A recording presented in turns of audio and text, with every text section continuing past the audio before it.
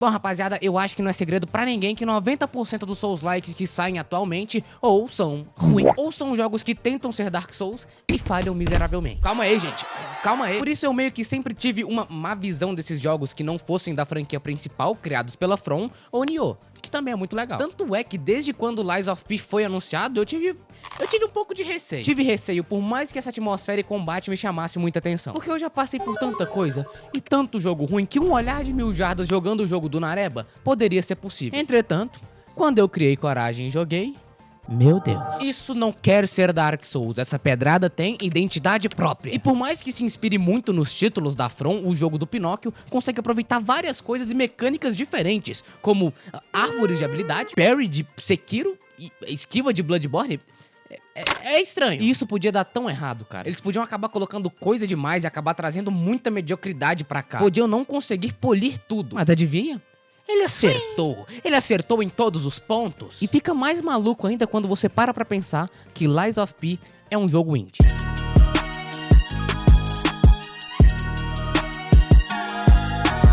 Lies of P entendeu uma coisa. Ele disse o nome do vídeo, meu Deus. Ou melhor, entendeu muitas coisas. E é bom já deixar entendido pra você que você vai deixar um like nesse vídeo agora. Entendeu? Enfim, como eu já deixei claro, em mundo de Souls-like eu sou o rico pobre. Porque eu já experimentei tantos jogos do gênero que eu fiquei sem nada. Eu estou só. E pra piorar, muitos dos que eu testei são horríveis. Bem ruins mesmo. Ou deixaram uma primeira impressão tão bosta que eu só não tive vontade de revisitar. Um bom exemplo que me vem na cabeça agora é o infame Lords of the Fallen. O novo, que saiu recentemente. Eu tava hypado. Não vou negar, eu olhei aquele trailer e falei, puta merda, vai ser um jogão. Por mais que eu não tivesse curtido o primeiro título, eu fiquei animado. Porque pelos trailers, ele realmente parecia algo muito novo, algo muito bom. Prometia lutas épicas, dois lados de mundo diferentes que você podia explorar simultaneamente. Saiu e olha só, é um 5 de 10. Medíocre pra cacete. Mal otimizado, as lutas eram ruins, poucas se salvavam e... olha essa cutscene de CGI.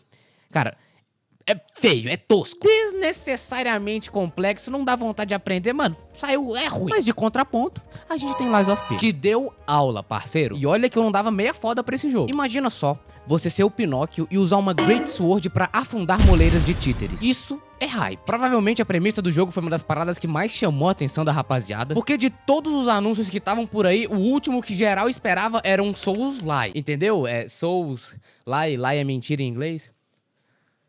Um Souls-like do Pinóquio, e ainda mais um que acertava tanto. É literal isso aqui, pega como base o gameplay de Dark Souls, com a esquiva e ambientação de Bloodborne e o parry de Sekiro.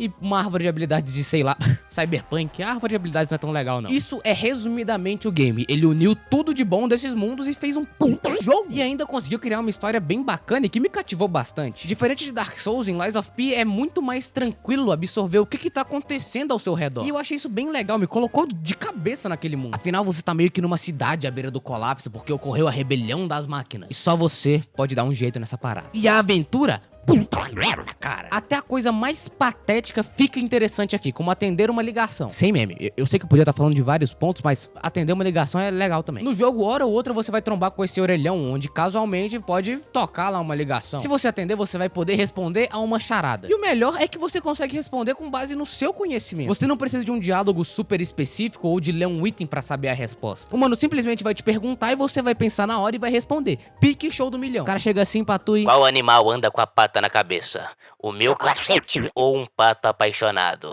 Senhor, eu acredito que seja o seu cacete. Errado, agora fica sem a chave aí, vacilão. Eu sei, parece bobo, mas é interessante. E como eu já disse, a gameplay é basiqueira Dark Souls no sangue. Mas o combate... amigo, é o orgasmo gamer. Essa frase é da hora, eu vou aderir. Como eu já disse, eu vou repetir, esquiva de Bloodborne e parry de Sekiro. Junto com um braço mecânico onde você pode incorporar diferentes habilidades específicas. Esse jogo acerta aqui. E acerta muito. Tá ligado quando o jogo tem um combate tão fraco que te deixa cansado e logo não te dá mais vontade de jogar? Pelo fato da principal mecânica dele ser ruim? Então...